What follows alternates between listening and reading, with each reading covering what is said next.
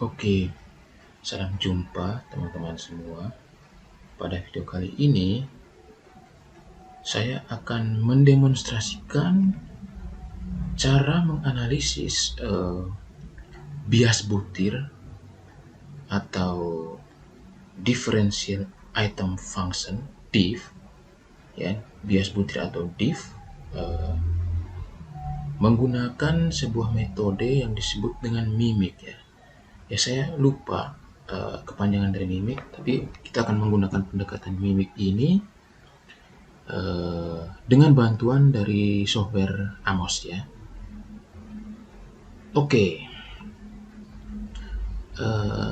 karena kita akan menganalisis bias butir, maka kita memerlukan data berupa butir-butir pernyataan dari suatu instrumen. Nah, di sini saya sudah memiliki sebuah instrumen yang disebut dengan instrumen kepuasan terhadap pelayanan, ya. Nah, kepuasan terhadap pelayanan, ada 12 item. Jadi ini adalah instrumen kepuasan taruna Akpol, ya, terhadap pelayanan di Akpol, gitu, ya. Dan ini terdiri dari 12 item. Kita akan menganalisis apakah dari ke-12 item ini ada item yang terindikasi mengalami bias, ya, mengalami bias.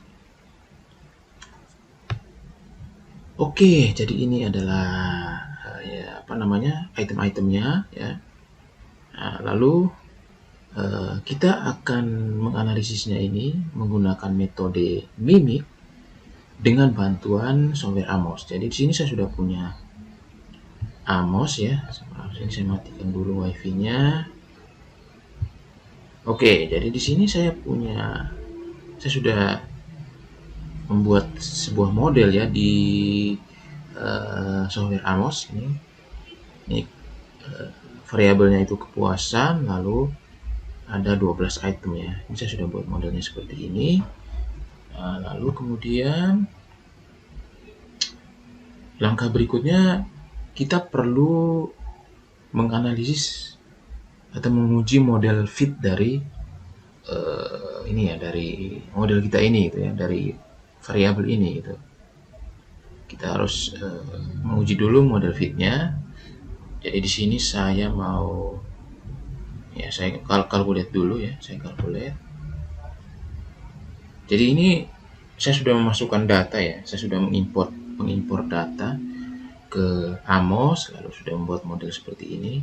Lalu saya sudah kalkulate, ya, model ini untuk melihat model fitnya, ya. Apakah variabel ini, model ini fit atau tidak, gitu, ya. Model ini fit atau tidak. Nah, saya buka, lalu saya pilih model fit, ya. Nah, di model fit ini ada beberapa ini yang bisa kita lihat, ya. Misalnya chi-square-nya ini, di sini saya punya tampil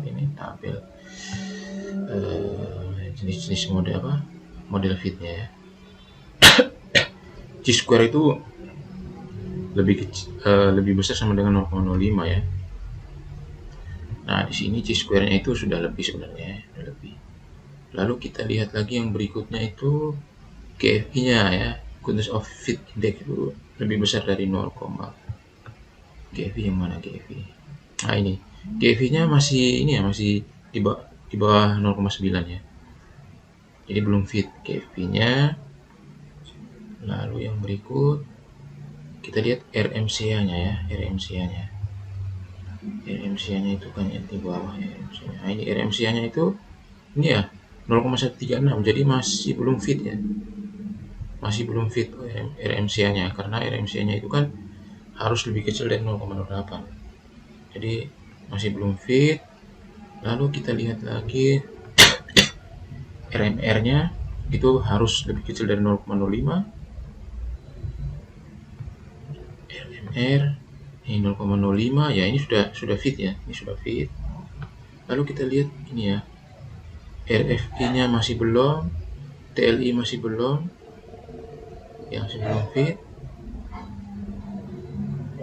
GFI-nya juga belum, GFI-nya juga belum, jadi masih banyak belum. Nah, yang penting juga itu RMCA-nya ini kan masih 136 ya. Jadi saya mau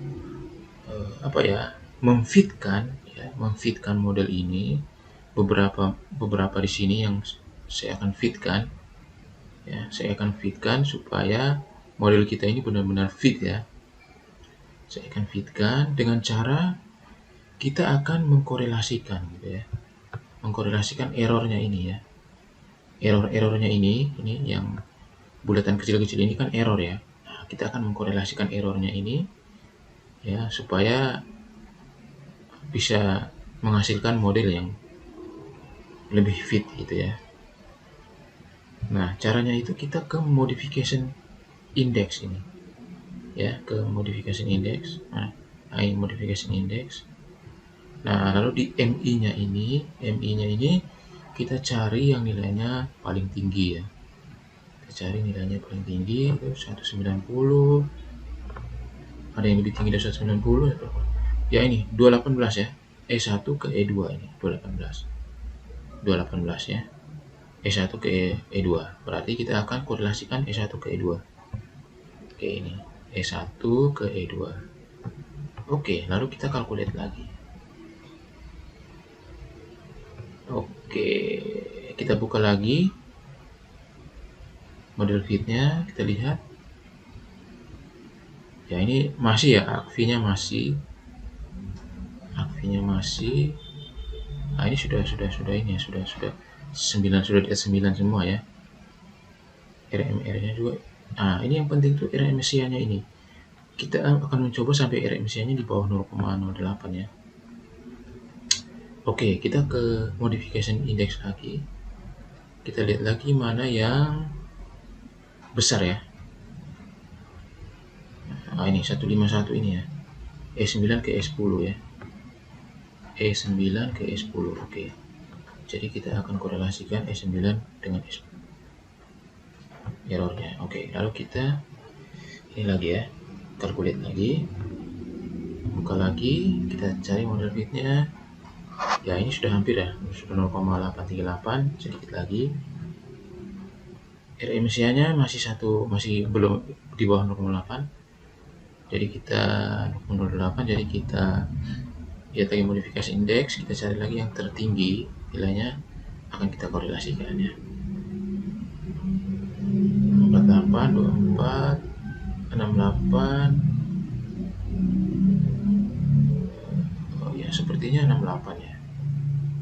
Ya, ini 68. Jadi E7 ke E10 ya, 68. Coba kita lihat lagi. Ya, tidak ada yang 8, E8 ya. Mana tadi? 68. E7 ke E10. Oke. Kita lihat E7 ke E10 berarti ya E7 ke E10. Oke. Oke, lalu kita calculate lagi. Ya, kita lihat lagi model fitnya. Ya, masih 653. RMC masih 105. Kita cari lagi modification index. Kita cari lagi yang tinggi ya.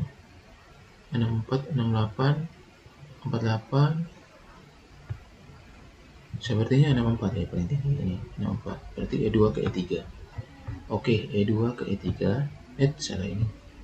E2 ke E3 ini. Oke, lalu kita calculate lagi. Kita buka lagi, kita cari lagi model fit. Masih 861, RMCA-nya 1, masih, kita cari lagi sampai di bawah 0,08 ya. Kita cari lagi mana yang tertinggi. E1 ke E3, oh ini 62 ya. Oke, E1 ke E3, oke. E1 ke E3, oke. Nah ini kita calculate lagi. Oke, kita lihat lagi model fit. Ya, masih kita lihat RMCA-nya 0,92 ya. Belum di bawah 0,08. Jadi kita akan modifikasi index lagi, kita lihat lagi yang tertinggi. 63 ya, 63 tertinggi itu E5 ke E6. Oke. E5 ke E6. Berarti kita ini E5 ke E6. Lalu kita modification index lagi. Oke. Lalu kita lihat lagi model fitnya 889, RMCA-nya 0,86 ya, sedikit lagi ya. Ini kan masih 0,086 ya, belum di bawah 0,08. Nah, kita lihat lagi modification index-nya. Kita cari lagi yang terbesar. Ini ya, 21 ya. Ini 21 ya. 8 ke 4 ya. Item 8 ke item 4. Oh, unik ya ini. Item 8 ke item 4 malah. Ini ya, item 8 ke item 4. Oke. Item 8 ke item 4. Item 8 ke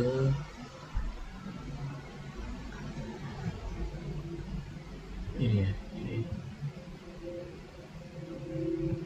Oke, lalu kita indeks lagi. Oke, kita lihat model fitnya sudah 904, RMCA-nya 080 ya. Ya, satu kali lagi modification index. Setelah itu selesai, kita cari lagi yang terbesar 27 ya, E4 ke E12 ini. E4 ke E12 ini. E4 ke E12, oke. Berarti E4 ke E12 ini.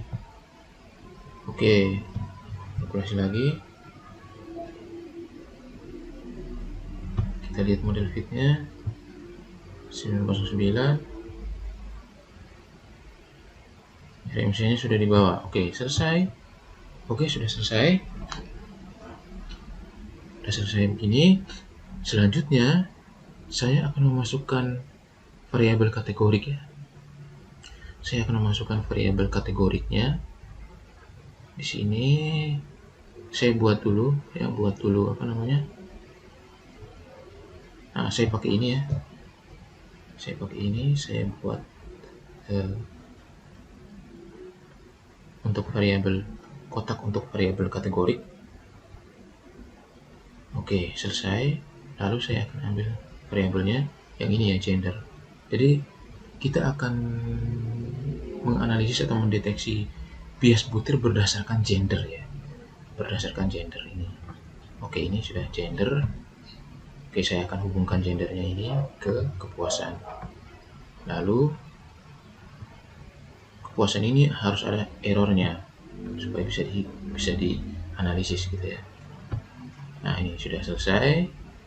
Oke, selanjutnya kita mau calculate dulu ya untuk lihat model fitnya apakah fit atau tidak.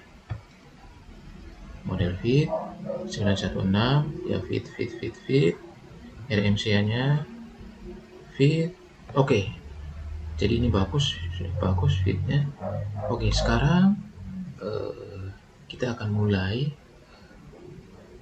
mendeteksi bias butir. Kita akan melihat satu persatu butirnya ya, butirnya apakah ada bias atau tidak. Nah, untuk melihat bias butirnya itu nanti kita menggunakan nilai probabilitasnya ya, nilai probabilitasnya. Kalau misalnya probabilitasnya itu di atas 0,05, maka item itu tidak terdeteksi mengalami bias ya, tidak terdeteksi bias. Tapi kalau misalnya probabilitasnya itu di bawah dari 0,05, maka item tersebut terdeteksi sebagai item yang bias gitu ya. Nah, oke. Kita akan melihatnya satu persatu item. Saya klik ini ya, saya klik panah yang ini, lalu kita akan melihat satu persatu. Pertama, item 1 dulu ya. Oke, item 1 saya calculate. Oke, saya langsung lihat di estimate ini. Nah, kita akan melihat di probabilitasnya ini P ini probabilitasnya. Nah, ini kita lihat probabilitas untuk pengaruh gender terhadap kepuasan itu adalah 0,03. Artinya gender ini mempengaruhi kepuasannya. Gender ini mempengaruhi kepuasan. Nah, sekarang kita lihat item 1 ya terhadap gender ini. Gender terhadap item 1 ya. Prediktor gender terhadap item 1 itu probabilitasnya adalah 0,274. Ini kan lebih besar dari 0,05. Maka bisa kita katakan item 1 ini tidak bias gitu ya. Tidak mengalami bias. Item 1. Oke. Nah, selanjutnya kita ke item 2.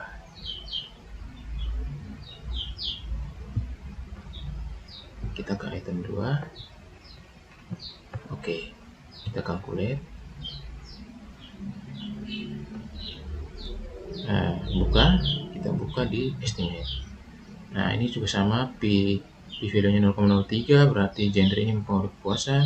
Lalu item 2 ini ternyata probabilitasnya itu adalah 0,887.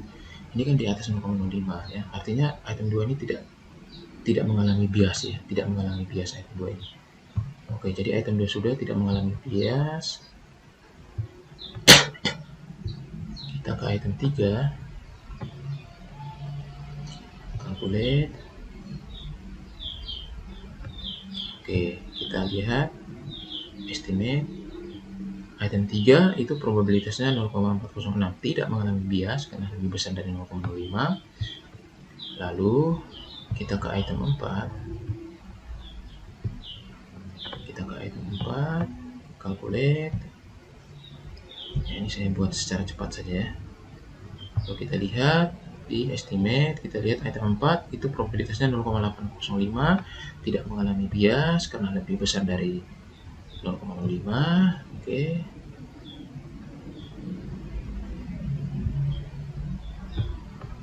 Sekarang kita ke item 5. Kita calculate. Kita buka estimate.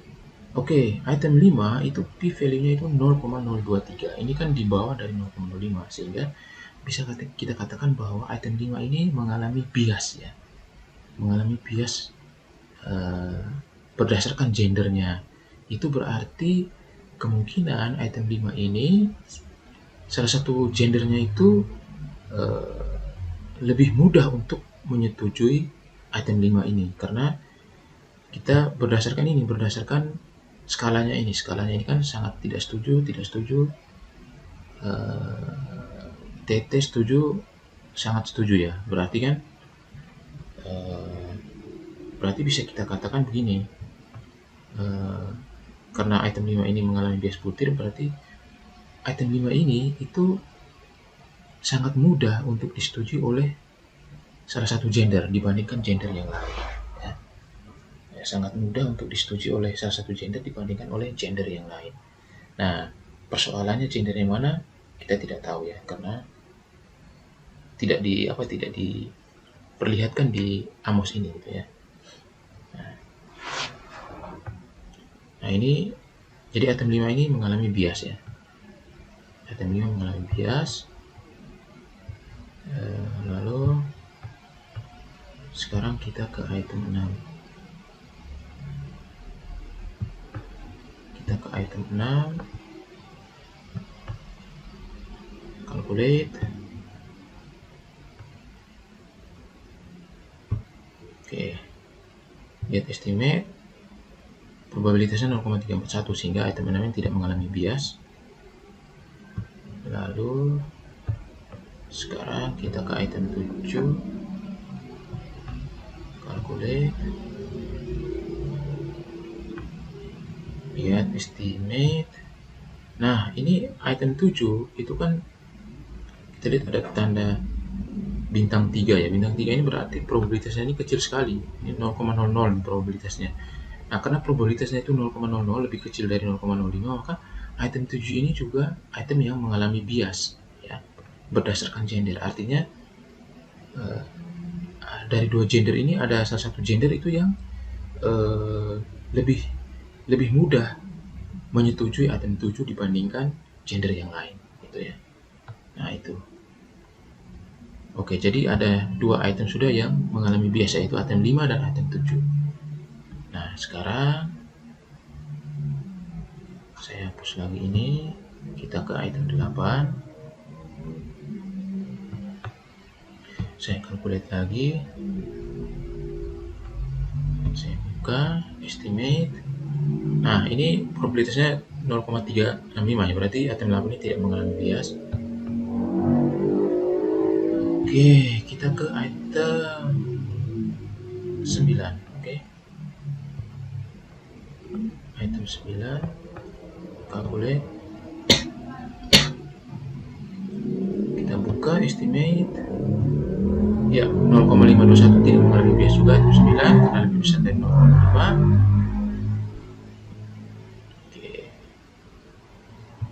Oke, lalu saya ke item 10, calculate, kita buka estimate-nya. Ya, ini probabilitasnya 0,207 ya, lebih besar dari 0,05 sehingga item 10 juga tidak bias. Oke, kita ke item 11 sekarang.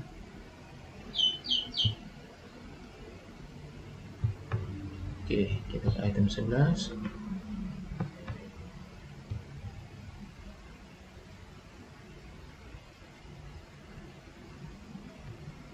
Estimate, kita lihat, ini juga tidak mengalami bias. Item 11 juga tidak mengalami bias karena probabilitasnya lebih besar dari 0,05, yaitu 0,551. Dan yang terakhir adalah item nomor 12 ya. Oke, item 12. Kita calculate. Oke, kita lihat estimasi 301, tidak bias juga. Item 12 ini tidak bias. Berarti kita bisa simpulkan bahwa dari ke-12 item ini ya, ada 2 item yang terindikasi mengalami bias, yaitu item nomor 5 dan item nomor 7.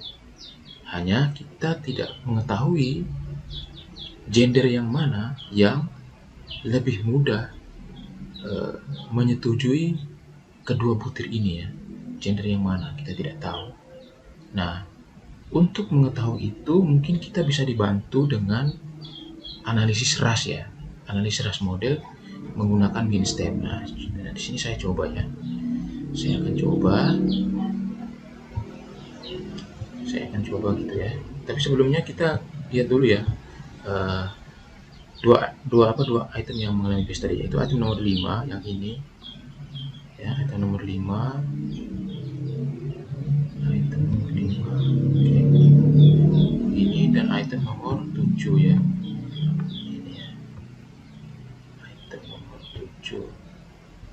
Oke, kita lihat item nomor 5 itu kan bunyinya dosen pengasuh dan pelatih mengarahkan taruna dengan bahasa Indonesia yang baik dan benar selama masa pandemi. Nah, lalu butir nomor 7, dosen pengasuh dan pelatih melakukan penerapan social distancing atau physical distancing selama masa pandemi COVID-19. Nah, cuma kita tidak tahu ini mana gender yang lebih mudah menyetujui kedua item ini ya, kita tidak tahu. Nah, untuk mengetahui itu mungkin kita bisa menggunakan bantuan analisis ras ya, menggunakan MinStep. Oke. Jadi di sini saya akan coba menggunakan ras. Ini kepuasan taruna, ini saya sudah buat filenya. Ini saya tinggal drag aja ke sini ke MinStep. Oke. Sudah.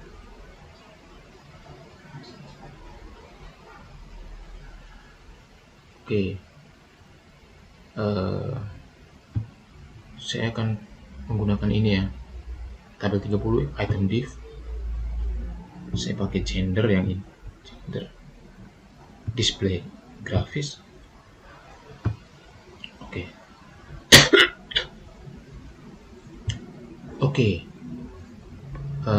Kalau kita menggunakan Amos tadi, kita tahu bahwa ada 2 item yang terindikasi bias. Bagaimana dengan ras model ya? Nah, ras model itu kita bisa lihat di probabilitas ini ya, yang ini. Probabilitas yang ini, nilai ini. Nah, kita lihat item 7 itu kan di bawah 0,05 ya. berarti memang item 7 ini bias gitu ya. Jadi hasil di Amos itu sama dengan hasil di di Winstep ya. Ini di bawah 0,05, artinya item 7 ini bias. Bagaimana dengan item nomor 5? Item nomor 5 itu ternyata 0,09 gitu ya. Artinya dia ini kalau dianalisis ras menggunakan Winstep, dia tidak bias karena dia lebih besar dari 0,09. Tapi kalau misalnya kita menetapkan syaratnya itu probabilitasnya harus di atas 0,1 ya, di atas 0,1, maka item 5 ini bias ya, item 5 ini bias. Tapi karena kita menggunakan syarat itu 0,05, maka item 9 ini, item nomor 5 ini tidak bias karena lebih besar dari 0,05. Tapi kalau kita menggunakan syarat 0,1, maka item 5 ini bias dan item 7 juga sudah pasti bias gitu ya. Nah, tapi kita anggap saja bahwa item 5 dan item 7 ini bias ya. Kita anggap saja bahwa item 5 dan item 7 ini bias untuk kita lihat gender mana ya, gender mana itu yang lebih mudah menjawab, lebih mudah menyetujui kedua item ini ya. Nah, untuk melihatnya itu kita bisa lihat pada ini, pada diagram ini ya, pada ini, grafik ini. Pada grafik ini, kita lihat yang item 7. Item 7 ini kan, item 7 ini kita lihat, oke, saya hilangkan saja ya. Ini ya, jadi ada satu, ada yang hitam ini satu, yang merah ini 2. Satu ini berarti perempuan ya. Satu ini perempuan, gender perempuan, 2 ini laki-laki. Nah, kita lihat yang item 7 itu kan yang titik di bawah ini itu kan laki-laki ya. Nah, laki-laki berarti ini mengindikasikan bahwa item 7 ini itu lebih mudah disetujui oleh laki-laki dibanding perempuan gitu ya. Lebih mudah disetujui oleh laki-laki dibanding perempuan. Nah, sedangkan item 5, item yang 5 ini itu justru lebih mudah disetujui oleh perempuan dibanding laki-laki. Nah, sekarang mari kita lihat. Ini kan item 5 ini kan lebih mudah disetujui oleh perempuan daripada laki-laki kan. Nah, bunyinya dosen pengasuh dan pelatih mengarahkan taruna dengan bahasa Indonesia yang baik dan benar selama masa pandemi. Artinya item ini itu lebih mudah disetujui oleh perempuan. Artinya perempuan itu berpikir bahwa dosen pengasuh dan pelatih itu memang sudah mengarahkan mereka dengan baik dan benar selama masa pandemi. Ya. Sedangkan untuk pihak laki-laki mungkin merasa dosen pengasuh dan pelatih ini belum mengarahkan mereka dengan baik, dengan bahasa Indonesia yang baik, bahasa Indonesia yang baik dan benar gitu. Nah, kira-kira begitu ya.